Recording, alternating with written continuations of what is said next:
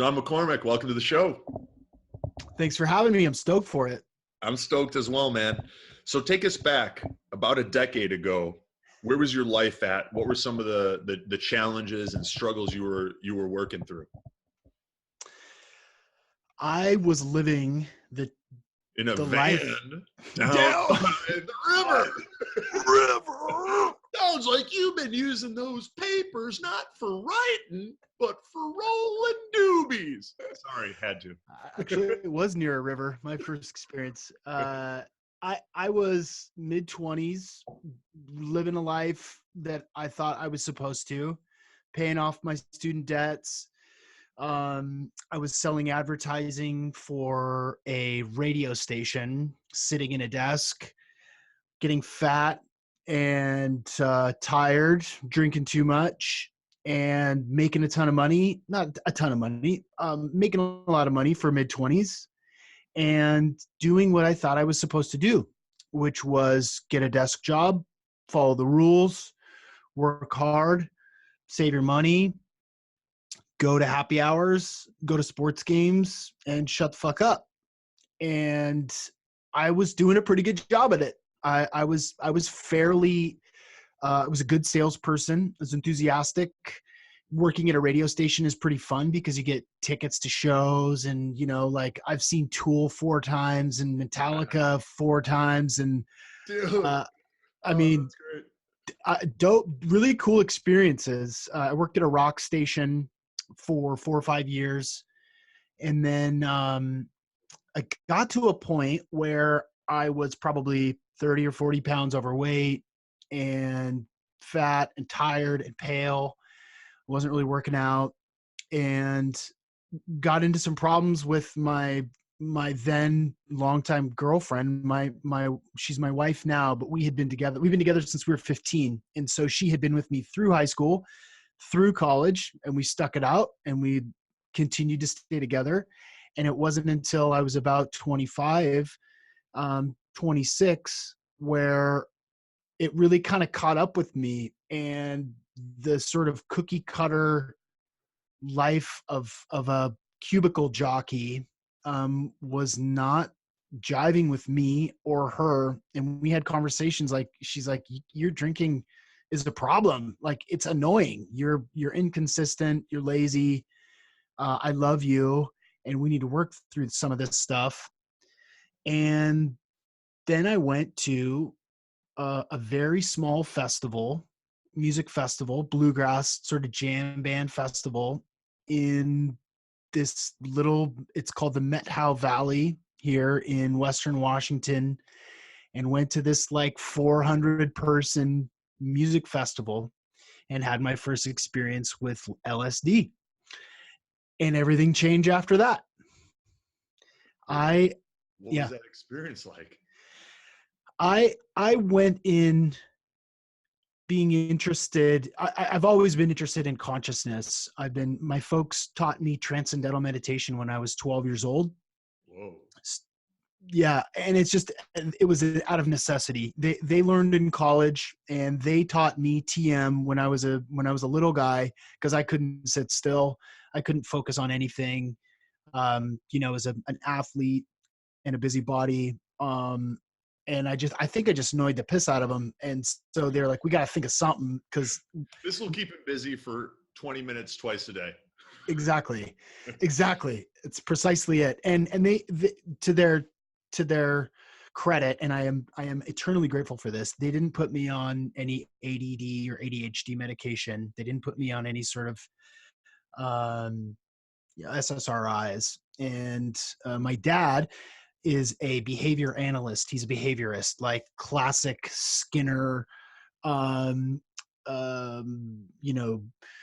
conditioning. And so I lived in a house where like it was cognitive behavioral therapy type stuff. Yes, to a certain extent it is. It's reinforcing positive behaviors and formatting behaviors with positive reinforcement, and using negative reinforcement for negative behaviors, like really classic, if the rat clicks on the thing, they get a cookie, and then they click on it again and they get another. And so now they're just clicking the thing. There's like the cocaine study with mice, which is sort of similar. Like if you do something that you're supposed to do, you get rewarded. So my dad was hesitant to put me on ADHD or ADD medication, which I'm thankful for. So they taught me meditation. So I had this experience. I had this reference point for my own meditative practice, for my own consciousness, starting through 12 up into my mid 20s.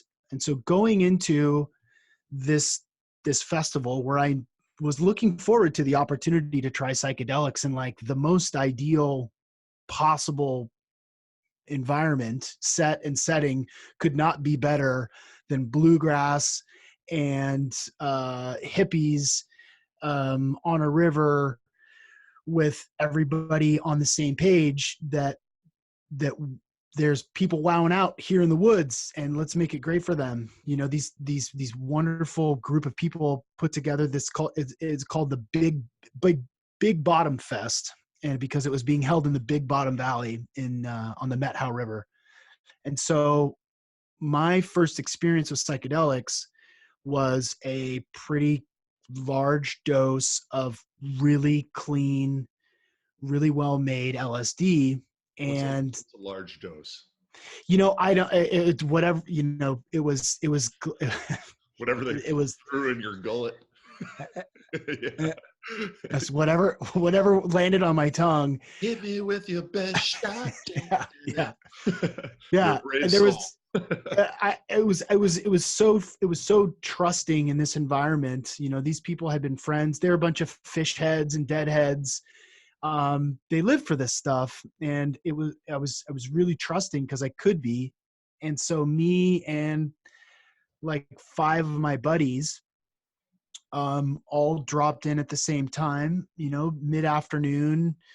And, I asked like, how much is this? And she's like, it doesn't matter how much it is. It's going to be fine. I was like, oh, okay.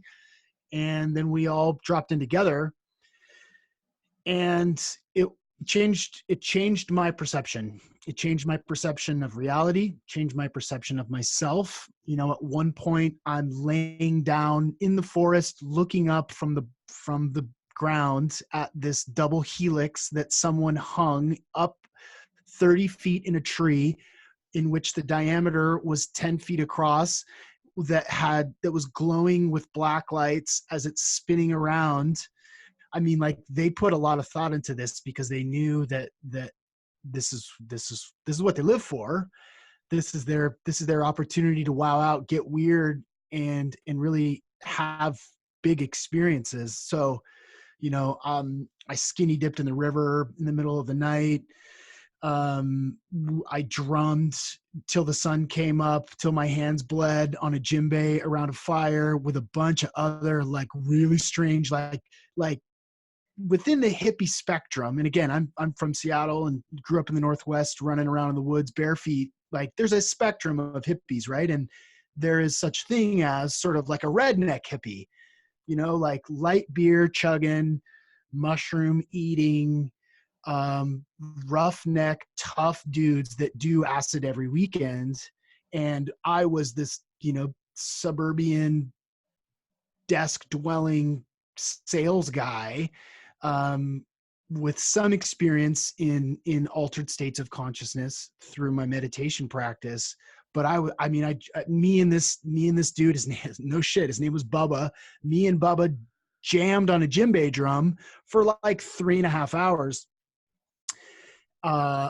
There was acrobats, there was people walking around, facilitating this experience. And I had this pivotal moment. Was this part of a drum circle, or were you and Bubba like doing your own thing? No, it was part of a drum circle. There was a giant like 20-person drum circle around the fire, and it went all night long and into the morning, and then into the next day, and then into the evening time. But Bubba was sitting next to me, and he's like, "I like you, man. You're fucking weird." And I'm like, "I'm fucking weird. You're fucking weird." The weird guy's calling me weird. Oh yeah. Man, what have I got myself into? Yeah. Exactly. Like he's in his Carhartt overalls and, his eyes are gigantic. And, as I'm looking over at him, he looks like a giant. I mean, he looks like the Anunnaki. I'm sitting there tripping balls, looking up at Bubba, and What's the Anunnaki? The Anunnaki is like the architects of the universe that come from night. Yeah. Like right. One of the alien species that's like, are these the ones that kind of look like Vikings? Yes, big long beards, sometimes with fish heads, sometimes depicted with like eagle heads, that crossed alien genetics with chimpanzees to make us.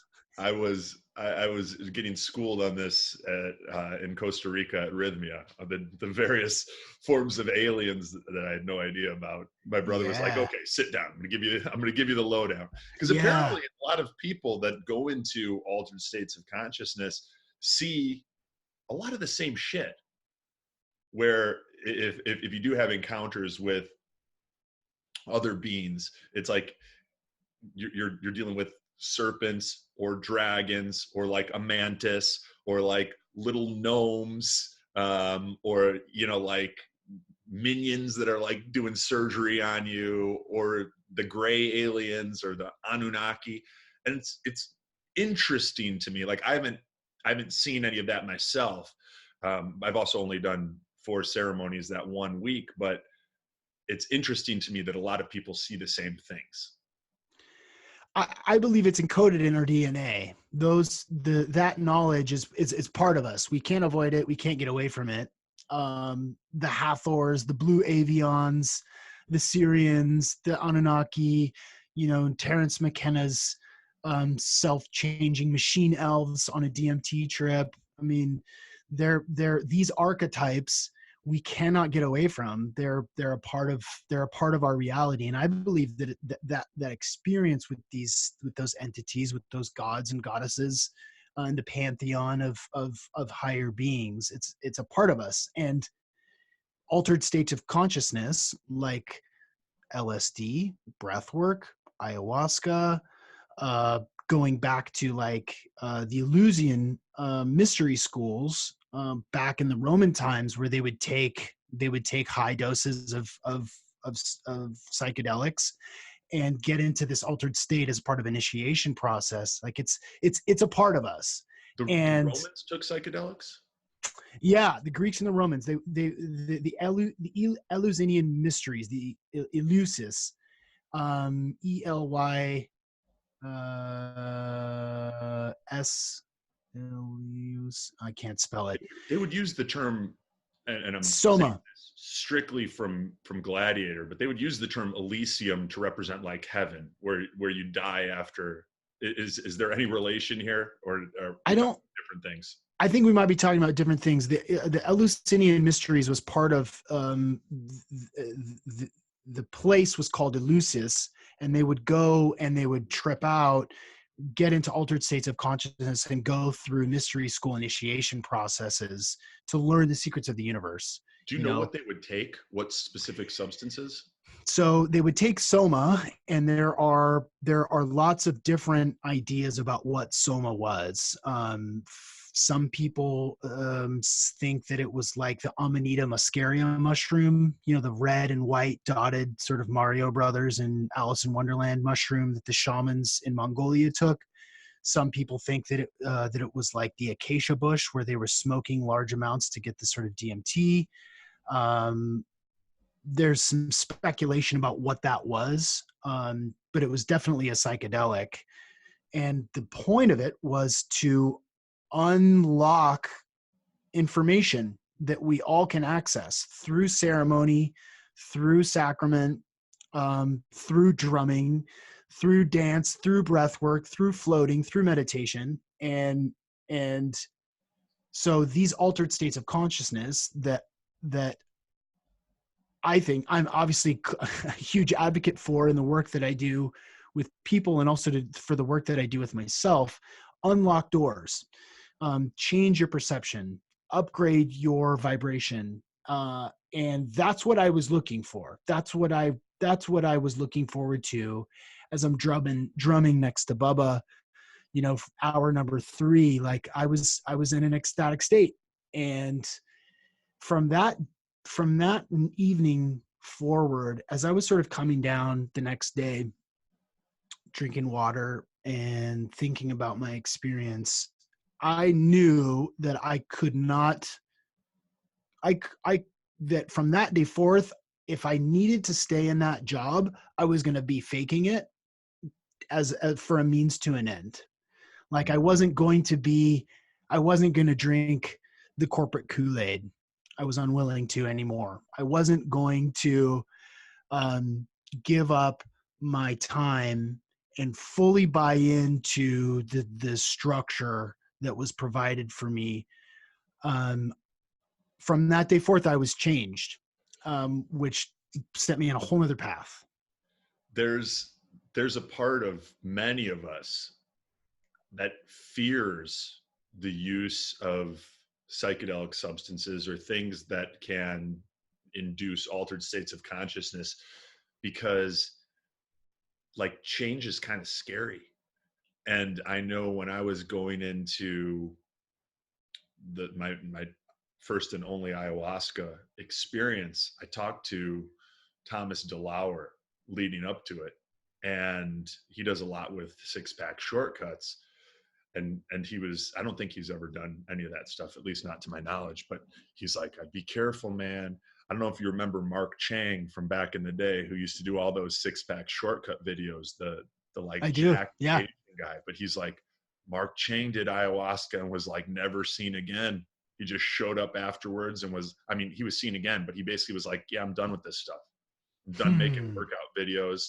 It was like he had a similar switch flipped in him after he went deep and really got aligned with, aligned his conscious mind and his subconscious mind and got clear about where he wanted his life to go. He's like, I don't want to do this anymore. And he's like, you guys, you can find somebody else or whatever, but I'm out. And Thomas DeLauer was one of those people. But I think there's a part of all of us. I was like, what if I go into this and have that same thing? What if I'm like, I'm done with this stuff? You don't really know until you know. Fortunately, that didn't happen, but it sounds like you had a lot of things pointing to you not being happy with where you were at, and maybe the booze was allowing you to ignore that, but then causing problems of its own with your relationship and your levels of motivation, and this just kind of blew the lid off. Yeah, that's exactly right. What this work does, this inner exploration, it doesn't have to be psychedelics. It can be meditation, it can be breath work, it can be flotation therapy, it can be ecstatic dance. You don't have to ingest a psychedelic to reach an altered state of consciousness. But I believe very strongly that altered states of consciousness, which are as old as humanity itself. I mean, even pumas eat fermented papayas and trip out and lay around. It's a part of who we are. Pumas like the big cat. Yeah. There's a video of a puma eating like a fermented guava or maybe it's a mushroom, but it knew what it was doing, and then it just is wowing out in the jungle. That's amazing. And elephants do too. We seek these altered states of consciousness to expand ourselves, to expand our conception of reality.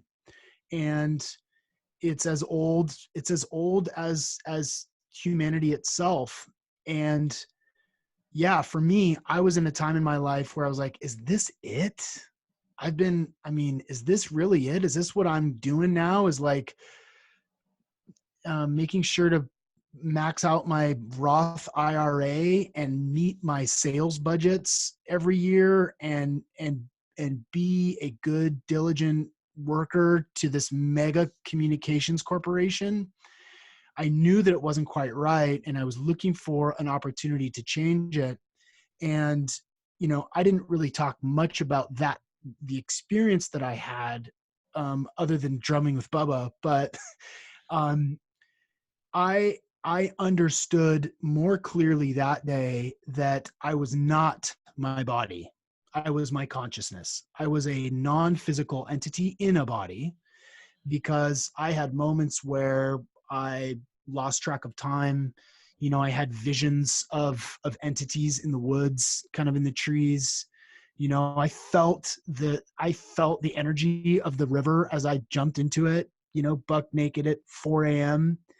And since then, since that time, I have done countless other things. It led me into opening float centers. You know, I've done, you know, between 20 and 25 ayahuasca ceremonies. I've done other psychedelics in a way to really expand myself so that I can be the best me for everyone else. I'm working on me so that I can be there for you, so that I can be there for my wife and my kids and my coaching clients. That sort of deep work is scary. And who knows what happened to Michael Chang? Like, he might be a farmer in, you know, Northern California, living the good life, happy multimillionaire from all the six-pack abs videos that he did on YouTube. But if that was his path, and if he understood something about himself after that experience, good on him. Mm-hmm. Good for him, because we should all be seeking to be the best that we can be. And we get wrapped up in culture, and we get wrapped up in screens, and we get wrapped up in the meaning that we are supposed to attach to materialism and ads. And that's not all there is. There's way more work to do. Absolutely. And it's so easy to get into this pattern of accumulating material possessions and having a bigger and bigger monthly monthly expenses that need to be covered before you even earn $1 of profit. If you look at like your income and expenses as a business, and that same thing, where when we really evaluate it, a lot of the things that, you know, our mortgage and our car payments and our credit card payments, very few of these things truly bring us happiness, yet they keep us trapped. And they allow us to go to these easy excuses of, well, I can't do that right now because I've got this and this and this. And, you know, recently, one of the things that has had a huge impact on just creating more freedom in my life was looking at overhead as death. And like, unless I really need it, unless it's like a non-negotiable for the business, if it's a monthly recurring expense, I want to get rid of it, or I want to get it down to like next to nothing. Not because I want to go live in a van down by the river or anything else, but because I want to make a decision to choose the places that I spend my money based on what truly brings me joy, and not like, okay, yeah, this house is nice, but one that's a mile that way and right on the beach is even nicer. Well, yeah, that one's going to cost you 15 grand a month, you know, and you're going to have to work for X amount of time just to break even on that. And all of this is just aligning with our truth and what brings us joy and peace and contentment in this short life experience that we have. And a lot of it is not the things that we're spending our money on consistently. Yeah, we have to simplify. If for no other reason, just to keep up with the complexity of our lives. As we get older and as we make more money and have more resources and have more responsibilities, homes, pets, relationships, children, cars, we have to constantly check in with what's important to us. What do we really want? Do we want a bigger car payment, or do we want to take a trip? Mm-hmm. Do we want nice stuff, or do we want loving relationships? And you can have both. I'm not saying that you have to choose. You can have both, but you have to be at least aware of what you're doing. And in my coaching practice, I work with, as in Seattle, and I work with people all over the world, but the people that I work with in Seattle that work in tech, specifically in Microsoft and Amazon, they've worked their butt off for years. They've hustled and grinded, and now they're making ridiculous money, and they're working their asses off, and then they turn 40, and then they think, oh fuck, what am I doing? I lack drive, I lack meaning, I lack purpose. My relationships are shitty. Like I find myself here, but I don't know what I want. I don't know what's important to me. And then they lose their juice. And it's because they got over their skis a little bit. They got overcommitted, over leveraged, when they should have taken a look at the things and the values, like what is really important to them. They got caught up in the rat race, and a decade went by, and now they don't like themselves. And so, to your point, I think it's important that we do that work, like really regularly, to figure out what it is that we want. Like you when you're purpose driven, like for you, like your audience, the work that you put out, the posts that you do are inspiring and uplifting. You're educating people. You're giving them insights where they can live their best possible life. And to make money doing that is phenomenal. And also, as you continue to drive forward with purpose and meaning and trying to help people, it will come back to you. And at the same time, you need to take a trip down to the jungle every once in a while to reassess what you're after. What is this all for? Why is this important? What do I know? What do I want to know about myself? And I've got a lot of ideas on how to do that. And they don't all involve psychedelics if that's not your thing. Yeah. So what are some of those tools? I mean, you currently own float centers? I founded float centers. I actually, to this same point, I sold them to simplify my life. I sold 2 float centers here in Seattle, the West Coast's highest rated and most popular float centers, here in Seattle and Bellevue. And I got to a point where I needed the next challenge. I was more intentional about the next steps in my life. I had employees and payroll and personal guarantees on leases. Brick and mortar businesses are no fucking joke, man.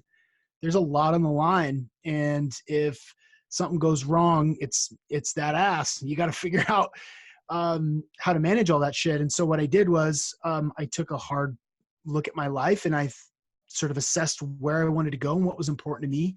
And as much as I loved floating, as much as I loved running those businesses, I thought, you know what? It's time for me to move to the next thing. So I recently, about 10 months ago, I sold my float centers to my general manager and one of our customers that really, really had the same passion that I have. But that is an excellent example of an accessible tool, a practice that you can do, that you can learn more about yourself. Because just like meditation, it forces you to go inward, to deal with that shit.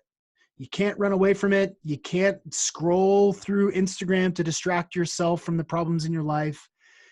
When you go into a flotation tank for an hour, and you can't run away and you can't distract yourself, you have to focus on what? The present. There's nothing else. You have to confront the stuff. Like, why do you not want to be alone? Are you scared of the dark? Are you scared of the water? Are you worried about where your mind will go in silent anti-gravity for an hour? Like, that leads you to a place where you have to do some introspection and make some determinations in your life.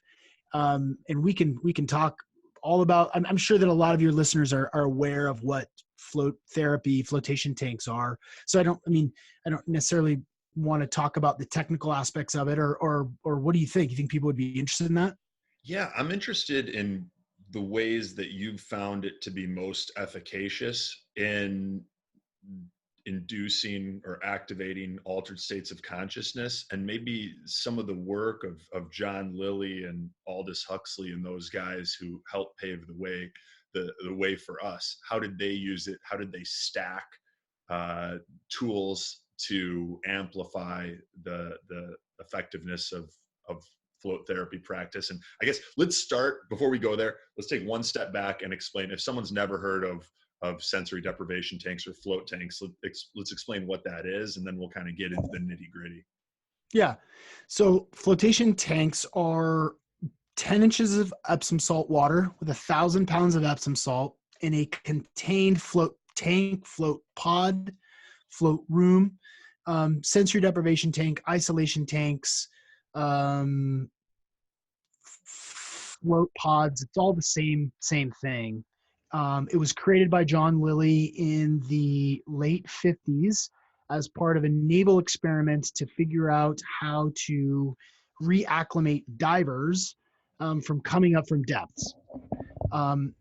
The old theory used to be that if you didn't have any external input, like if you couldn't see or smell or hear or feel because you're floating in this contained float tank that's specifically designed to help you forget about your body, they used to think that you would just fall asleep.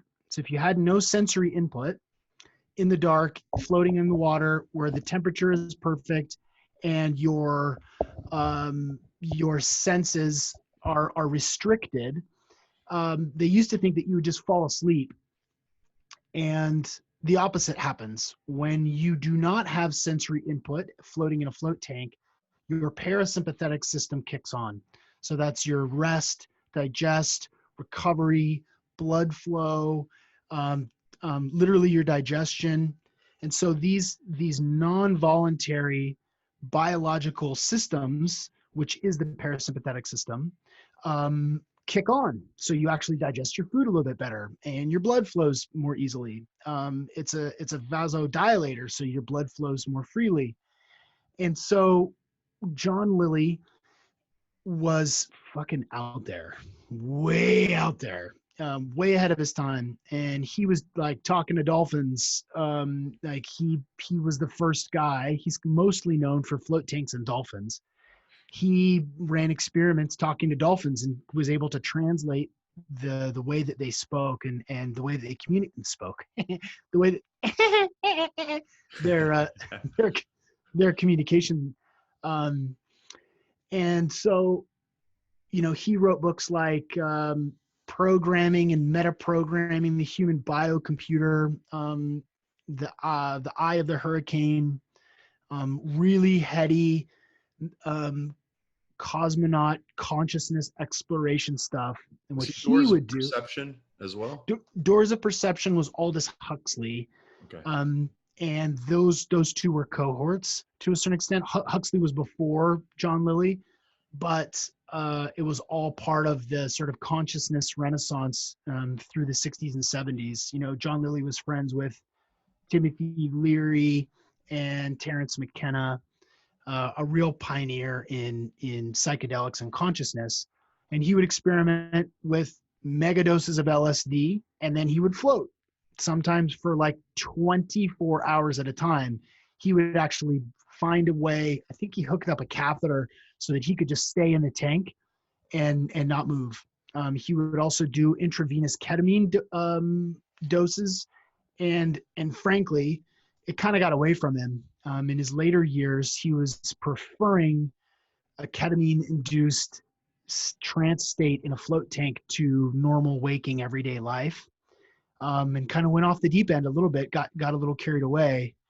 But that eventually the work that he was one of the precogs in Minority Report. It's exactly what that is. Yeah.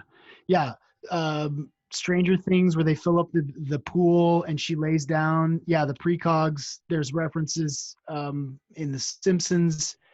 There's another show. There's like a crime show that has referenced float tanks too. And um, the fact that you cannot feel, taste, hear, or feel anything, and you're totally in anti-gravity in this flotation tank, what happens is that there a larger occurrence of the theta brainwave state happen. And what the theta brainwave state is a meditative state of consciousness where as you're floating, you're not sure where your body ends or the water begins. You're not sure how much time has been in there. You don't know if you've been in there for 10 minutes or 10 hours. Um, it's really disorienting, and it feels amazing because you get into this meditative state. Um, there's a million other benefits. You know, the magnesium that you absorb through your skin is bioavailable and your body uses it immediately. It's magnesium sulfate. It releases tension in your joints. It lubricates the synovial fluid in your joints. Um, right now, there's current research being done at the Laureate Institute of Brain Research in Tulsa, Oklahoma, with a guy named Dr. Justin Feinstein. And it's really a lot about anxiety and depression. They're finding that this is a huge, huge tool for treating anxiety and depression. They're also using it with veteran populations dealing with PTSD, combining flotation therapy with Gestalt talk therapy, so that you can have a little bit of rest, you can get away from all the noise of the world, and then kind of talk about what's come up. And we've seen 30,000. I say we because I'm still pretty tightly associated with the float centers, and I float still 2 or 3 times a week. 30 There's been 30,000 people through the doors that have had this experience, and it's a safe, reliable way to get into an altered state of consciousness, to see who you really are, to really know thyself, which is, I think, at the heart of biohacking, at the heart of consciousness exploration. Is like, well, how am I? How do I feel? What are my stress triggers? How does my body feel? What do I want to be? What do I want to do? How do I want to be my best? And floating has been just a huge, huge tool for me. And I've seen it help NFL athletes recover in half the time. I've seen people dealing with, really serious, heavy trauma from their childhood. I've seen them sort of turn a corner after starting a flotation practice because they can actually like relax and let their body recover. There's no end to it. And then occasionally, I'll take some psilocybin and float. Occasionally, I'll take some LSD and float to take it further, to further explore the deeper parts of my consciousness, and to really stay in line with what I want to be in this world and what's important to me.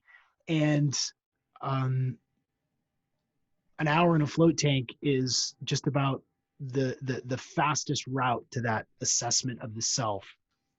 Yeah, I was going to ask about, because I did at least 8 of the intravenous ketamine sessions last year, and I found most of them very beneficial, especially at the lower doses. The higher doses, I found myself periodically going down a drain and into a place where it was kind of dark and didn't feel as beneficial. But at the lower dosages, I would ascend to like this higher plane where I was at a place with a lot of the people that I cared about most in my life, and it felt like we were all there and we were hugging, and I was letting them know that how much I appreciated them and how much I loved them, and the things that they'd done to help me grow as a person, and encourage me to like push myself forward in many areas of my life, things that I in person may have historically not had the easiest time saying, even though I felt them. And it felt beneficial to go there and to express those things.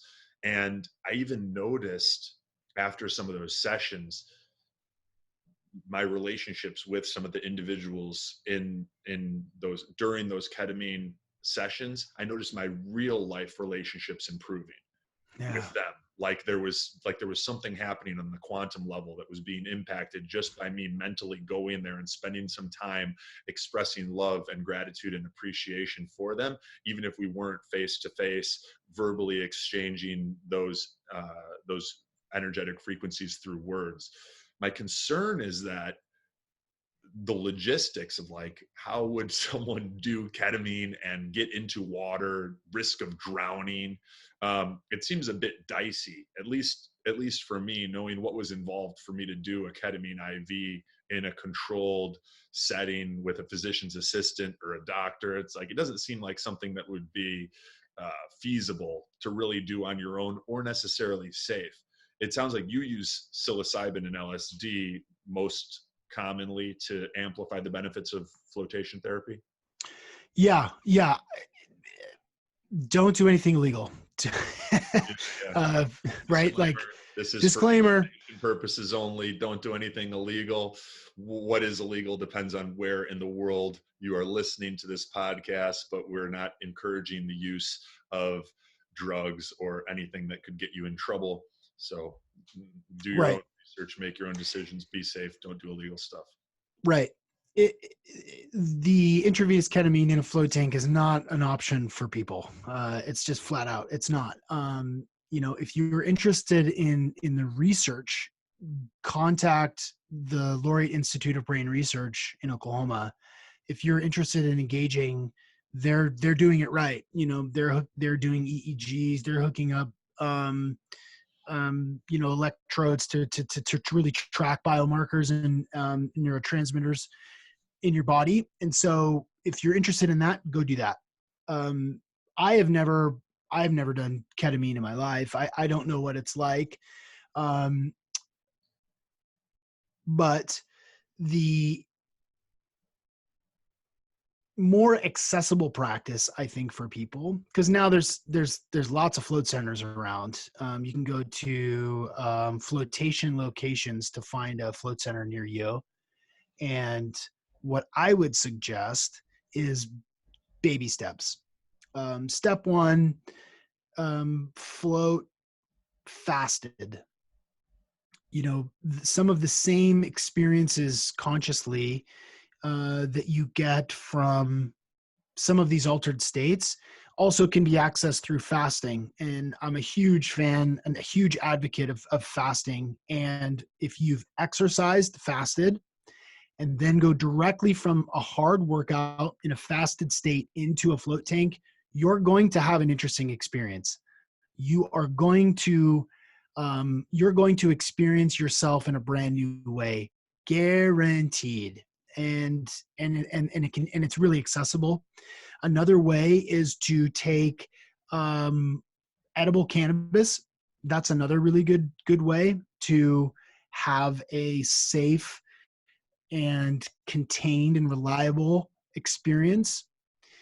I would suggest eating that dose of edible cannabis, 45 minutes before you pop into the float tank.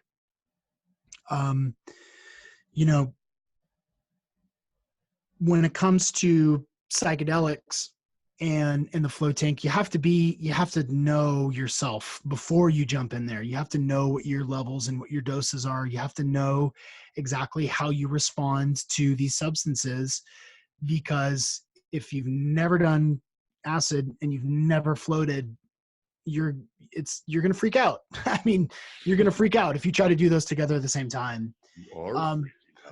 You're freaking out. Yeah. I mean, it's serious. It's serious stuff. And I think that there's easier. Some of the best floats I've ever had have been fasted after exercise, like Saturday, 10 a.m., fasting for 24 hours, a really hard workout, and then straight into the float tank. I mean, I've had out of body experiences. That was actually a part of my practice in my float practice was astral projection. I did it for a long time with some success and some recall. We could talk about that if you wanted, but What is astral projection for the people that aren't familiar? Yeah. The astral projection is literally projecting your consciousness out of your body and having an experience where your body is either sleeping, most of the time sleeping, or meditating, and in some cases floating, but your consciousness is projected out. You can look at the work of Tesla talked about astral projection, Edgar Cayce, Cayce. And what it is it is your psychosoma. It is your non-physical consciousness literally projecting out of your body and having an experience in the astral plane, which you can actually see what's going on in real life. My first flotation experience, I floated at a guy's house that I found on Craigslist because it was the only float tank in the city. I floated in his, yeah, perfectly fine, perfectly normal. And I've told the story before, but I hit him up and I was like, "Hey, you're the only float tank I can find in the city." And he's like, "Yeah, come on over." I'm like, "Okay." So I left on my lunch break from my sales job and went to this guy's house. He's a yoga instructor, massage therapist. And he's like, "Yeah, come on in." I'm like, "Okay." He's like, "Come downstairs." Like, "Okay." I was bigger than him. And then, so I knew I could take him. Like if we needed to fight, if he was going to try to like, there's no way I'd be able to relax during a float session, like walking into some strange dude's house who's probably like putting on lipstick and, dancing around to whatever culture club. Time to get in the tank, Sean. Yeah. It rubs the lotion on its skin or else it gets the hose again. Enjoy your float. Yeah. I was so committed to it. And this is around the time where I was reading a lot of John Lilly. I was meditating really consistently, and deepening my meditation experience. I floated. I went to the house. He's like, "Yeah, that seems like a cool guy." And I was like, "You're not going to kill me, are you?" And he's like, "I get that all the time." Nope. Take off all your clothes. So I did.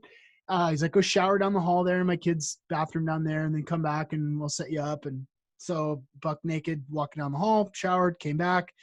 I'm like, "Fuck it. I'm already this far. Like, it is what it is." Seems normal. And in my first float in his house, Brian's house, I projected out of my body involuntarily. I wasn't trying to. This was the second time that this had happened in my life. The first time I had an OBE, an out-of-body experience, was non-voluntary in a meditation session where I popped out of my body and saw myself sitting there in the meditation posture, zipped up through the roof and out and about and cruised around the town. This time, floating in his tank, I had another experience where I popped out of body, saw myself in the float tank, went into his backyard, and saw in detail his backyard. Could see the track around the perimeter of the yard where his dog ran around. I came back inside and saw his kid's room, and there was, You'd seen his backyard before you went into the float tank? I had not. You had not. So you essentially left your body and saw something that you confirmed was there, this track where his dog had ran, but it was the first time you were seeing it from the float tank? Yes. Get the fuck out of here. So I popped from the backyard into his kid's bedroom, and then I hear, "Sean, you're all done." Get out of my kid's bedroom. Fuck. It's like I wasn't sure if I'd been there for 10 minutes or 10 hours again. Like, it felt really short. And I was like, "No way am I done." Like that really felt like 10 minutes. And I popped out and I was like, "Okay." And because I had the context of meditation and experience in psychedelics, I knew not to freak out, because if you wow out in the middle of an experience like that, you'll snap out of it. So I knew to just keep breathing, not judge my experience, but just sort of take it in. And so I got out, and I showered, and he's like, yeah, he's like, you can sit, hang out for a second, kind of gather yourself, and then come upstairs when you're ready and we'll have a cup of tea and we can talk about it. And I was like, okay. And then I was like, okay, I have to go see if what I saw was what I saw. So I walked back down the hall, walked into his kid's bedroom, and sure as shit, the TV, the video games, the candy fucking wrappers on the floor. I just saw that.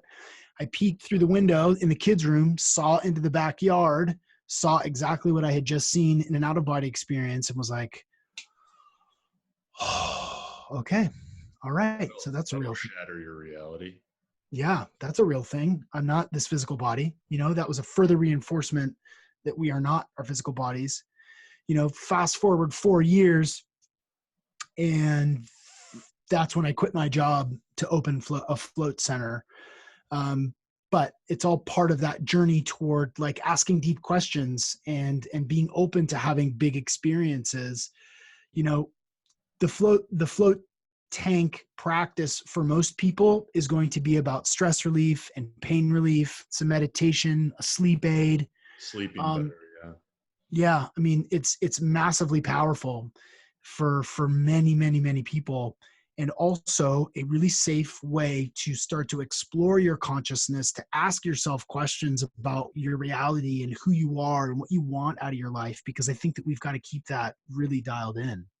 Mm-hmm. And this stuff is not for everyone. Like not everyone is interested in exploring the depths of their consciousness and the full potential of what they can do with their mind and their body and their spirit, and that's okay. Yeah. For the people that want to explore these boundaries and push them, and there are tools like this that could be something worth keeping in your toolkit.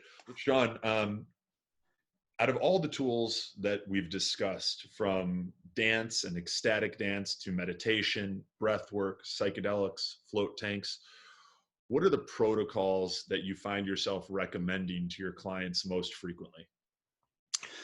One of the things that I like to start people off with, I mean, meditation is a panacea. It does help everyone.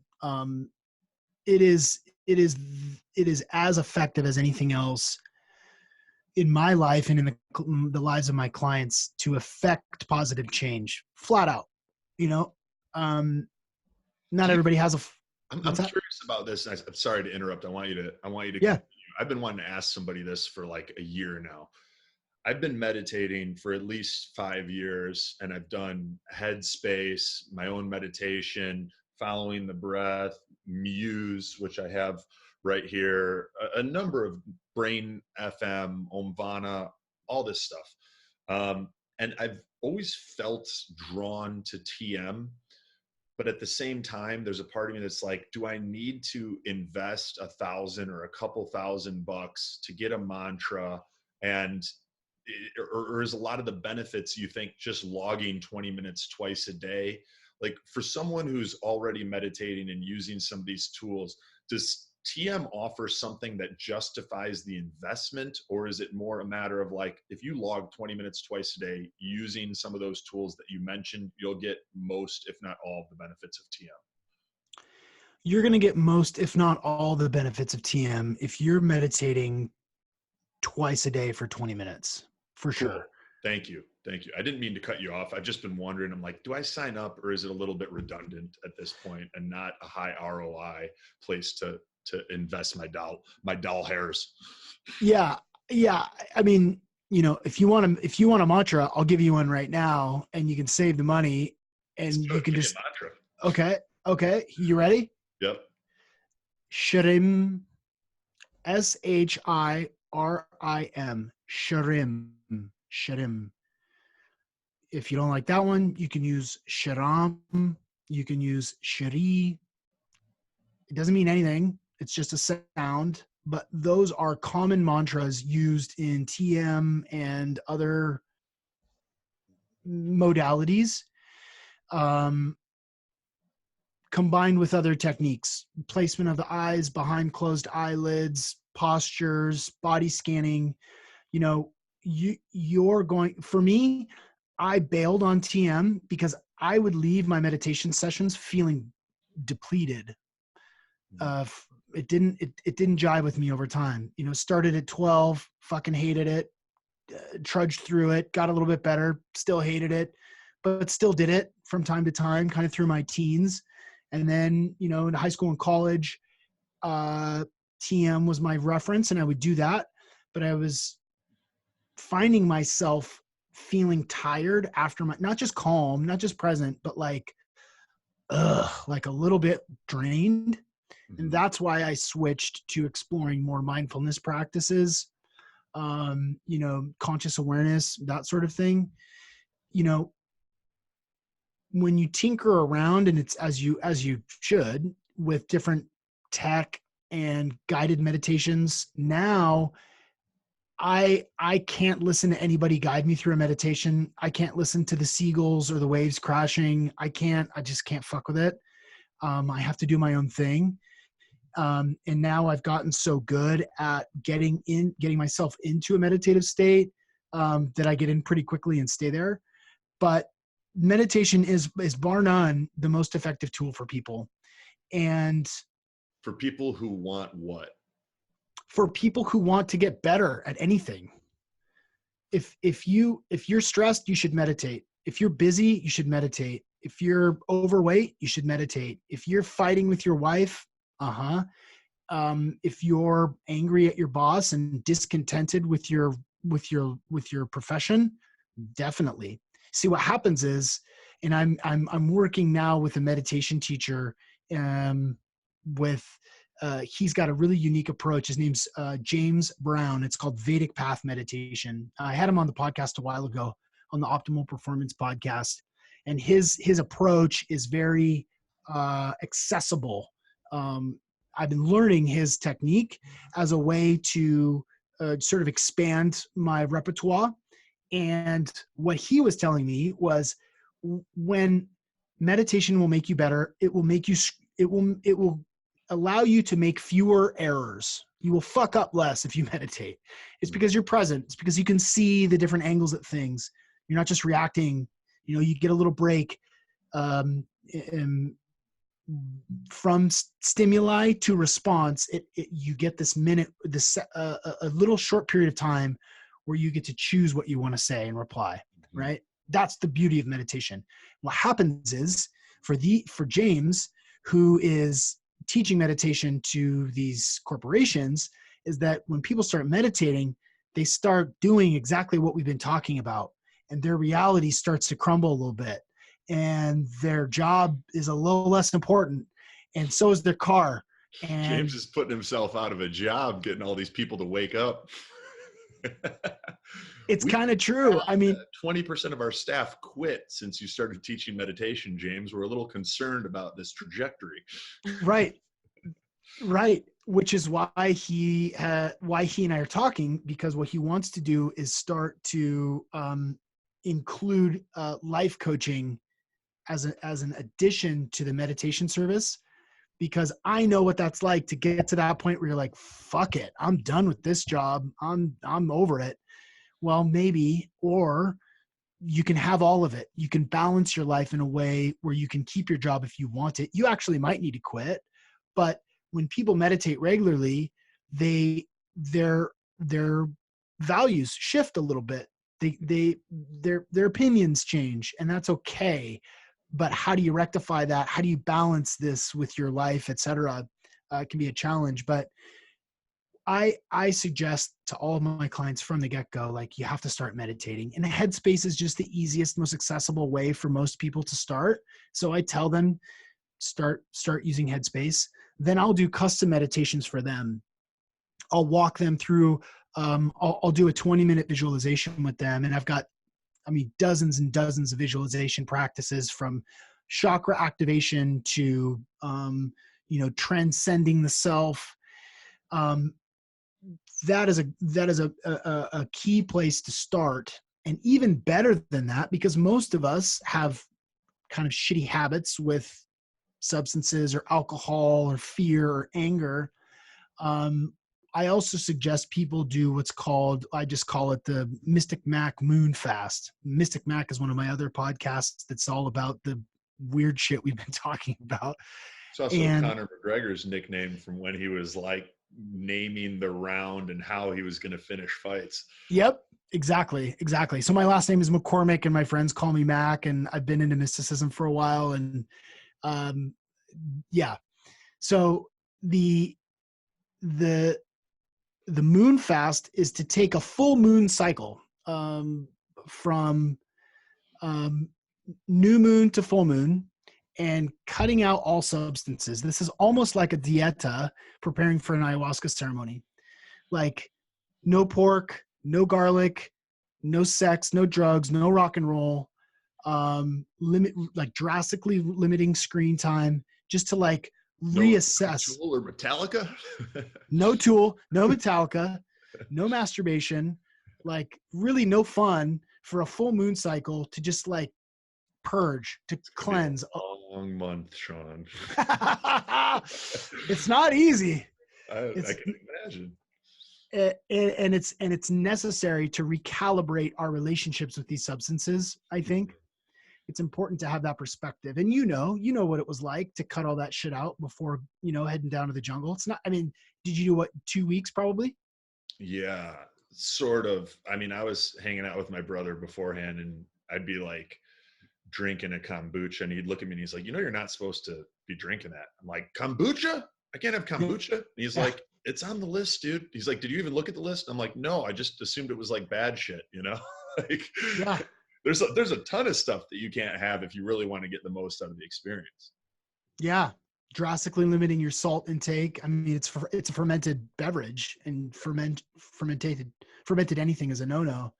Yeah. So I kick people off with this moon fast, in conjunction with meditation. You really see where you're at the end of that. And there's, there's spiritual and esoteric meaning for that moon cycle. There's a reason why Ramadan is a full moon cycle. There's a reason why, it's conjunction with a woman's moon cycle, and men have moon cycles as well. You might as well capitalize on the celestial movements of the moon. You might as well tap into what's going on in the moon and the stars to use that as a way to recalibrate what's going on for you. So at the end of that month, if you've been a good boy and not beat off and not smoked weed and drank beer and whatever, doing those protocols and started meditating, at the end of the month, you're going to be a different person than you were going into it. And from that point, once you've really stripped things down, then we can start talking about your mental frameworks. Then we can start talking about how you have imposter syndrome or how your relationships are suffering. Then we get into the nitty-gritties of a real practice. But yeah, meditation, I think, is step number one for helping people get better and make improvements in their life. I love it. So meditation, we talked about utilizing float tanks for people that are already utilizing psychedelics or feel called to that. That's an option, not something that we're suggesting anyone do.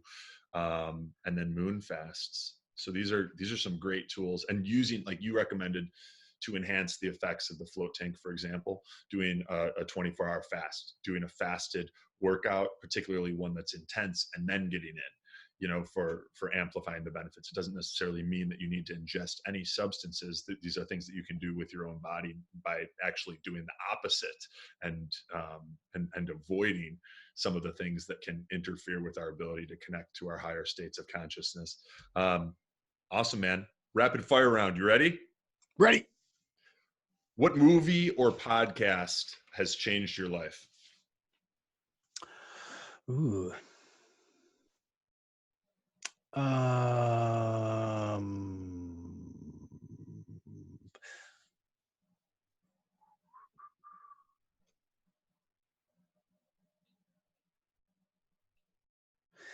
It's corny, but the Joe Rogan podcast. I mean, he's great. He's fucking awesome. Yeah. Good one. What would like when I have a little bit of extra time, I love pulling up like the Joe Rogan clips and getting little nuggets from his stuff. He's the OG and still the best. Yeah. What was the last book you read and loved? Oh. I just finished rereading The Secret History of the World by Mark Booth, which, yeah, Never heard of it. What's the elevator? this is esoteric symbolism in everyday life. This is why Wednesday is called Wednesday. This is why the chakras are the colors that they are. This is the role that Krishna and Jesus and Buddha and Zoroastrianism. This is esoteric wisdom to the max, written in a really, really digestible form. And at the heart of the message, it is that everything is consciousness first. Everything is consciousness first. I'm sold. I'm picking it up. Yes. What one product besides your phone or your computer can't you live without?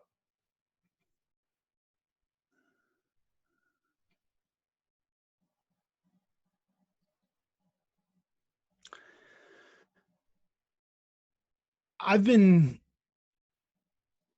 and this is relevant for people. Are you familiar with the X3 bar? Have you tried that thing yet? I'm familiar with it. I tried it for like 5 minutes at my buddy Mike Geary's place. I've thought about getting one or reaching out to the dude that made it. And, yeah, what do you think? It's friggin' awesome. Yeah, It I really actually I follow the protocol so closely that I have not done any other exercise, like almost zero. I mean, I go for walks and go on hikes and shit like that, but I'm not doing any of the kettlebell stuff that I've done. I've been doing it for about, oh shit, 8-10 months, 10 minutes a day, and I'm stronger and look better naked than I have ever. And I mean, I was a college athlete and I look better now and I'm stronger now than I ever have been just doing this shit 10 minutes a day. It's fucking crazy. damn, that's dope. All right, I got to check that out. It's kind of been on my list, but on the back burner. And for people that aren't familiar with the X3 bar, like what's the quick 1 or 2 sentence explanation? It's a bar that is attached to a proprietary, like really super heavy duty latex band. It's band work like you would see in the gym with a platform underneath. And it's 4 exercises that take 10 minutes. And you alternate those every other day. And it increases endogenous growth hormone, bigger, faster, stronger in the shortest amount of time with the least amount of work possible. And it's fucking legit. Dope. I'm gonna check it out. What's your favorite supplement? My favorite supplement of all time is Siltep. And the Natural Stacks nootropic for memory and mental stamina and speed of thought. I've done all the nootropics, and Siltep is still by far my favorite. Nice. Where can Kumba's having some dreams over here? Ho, ho, ho. Where can people go? Well, we'll link to Siltep like in the show notes or something, unless you got a link off the top of your head where they should go to get it. You can just go to naturalstacks.com. Cool. What have you eaten, if anything, today? I have not eaten anything today. It's 10:30 and I've had 2 cups of black coffee. Nice. And I'm experimenting with True Niagen. Yep. So I just started taking that. That's nicotinamide riboside? Yep. Oh, dude, check out the episode we did with Mercola. Make some suppositories. I'm very interested in that. You and I talked about that when you were on my podcast, and the suppository thing is definitely something that I want to check out. That's great. I did 1,000 milligrams of NAD intravenously yesterday, and then four of the Thorn Niacel suppositories from that Mercola podcast. Yeah. Do you have any nicknames? Yeah, Shawnee Mac. Yeah, Mystic Mac. Nice. What's your theme song? Karma, karma, karma, karma, karma, chameleon. Yeah, it's Country Club. Got brought up twice. Yep. Is that really your theme song? Or is it because we were talking about it earlier? No, it's because we were talking about it earlier. Okay. I was like, man, that would weird me out. I was like, I've never astral projected, but that was about as close as I've ever come. What makes you cry? When my kids get sick and they go to bed and I can actually have a moment. Yeah. What's the most embarrassing moment of your life?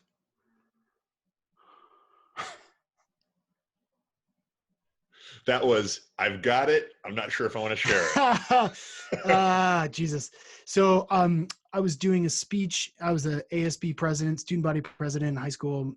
This is bad. It was super insensitive. I've come a long way, and it wasn't a word that was as demonized as it was back then.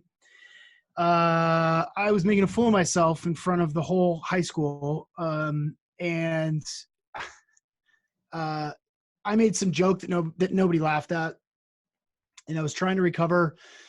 And I think I said something like, "Oh man, I feel like such a retard right now." And I look over and I make eye contact instantly with like my best friend, and he goes, "What?" He makes the what face, like the angry what face. Like, "What are you doing?" And I look over at the ASL interpreter, or the sign language interpreter, and she's interpreting, and then she pauses, and I realized like she didn't want to or didn't have a word for that, and I froze. I froze for a good 10 seconds because I felt terrible. I made eye contact with my buddy, and everybody was like, "Just get on with it," and I froze. That was It probably felt like an hour. It did. It was terrible. It was terrible. Man. Well, we've all done stuff like that. Last question before you share where people can keep up with things you're working on and learn more about you. What celebrity do people tell you that you resemble the most? Your doppelganger, or whatever that word is. Doppelganger. Doppelganger. I just make up the word every time. Every time I say it, I make up a new rendition of what I think it is. That's your Doppelhausen. Yeah. Doppeldoobie. Your doppelganger. I've heard Samsonite. I was way off. Simmons.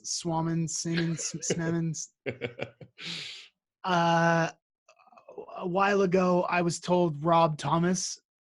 Okay. All right. From Matchbox 20. Yeah. Matchbox 20 guy himself. I swear to God. Yeah. Nice. Beautiful. Sean, this has been awesome, man. Where can people learn more about you, things that you offer, stay up to date with cool stuff you're putting out? Thank you. Yeah, I appreciate it. You can find all of my coaching offerings and protocols on SeanMcCormick.com, SEAN McCormick, sounded out.com. The podcast is called the Optimal Performance Podcast, which I think people will dig because it's aligned so closely with yours. We've had a lot of the same guests. We tackle a lot of the same things head on. You can also listen to the Mystic Mac podcast, which is my other, people can't help but go weird with me in podcasts because I'm a weird guy and I speak so openly. So if you like talking about psychedelics and astral projection, listen to the Mystic Mac podcast. And on Instagram, it's Real Sean McCormick. Real Sean McCormick on Instagram. Beautiful. And Sean, one more time, that URL for your coaching, it's SEANMCCORMICK.com. You got it. And you link to the podcast there, the Optimal Performance Podcast, which is great, and the Mystic Mac podcast and all that. I do. Yep. Beautiful, my friend. Thank you for hanging out. Appreciate you. This has been a lot of fun. We'll have to do it again. Thanks, Anthony.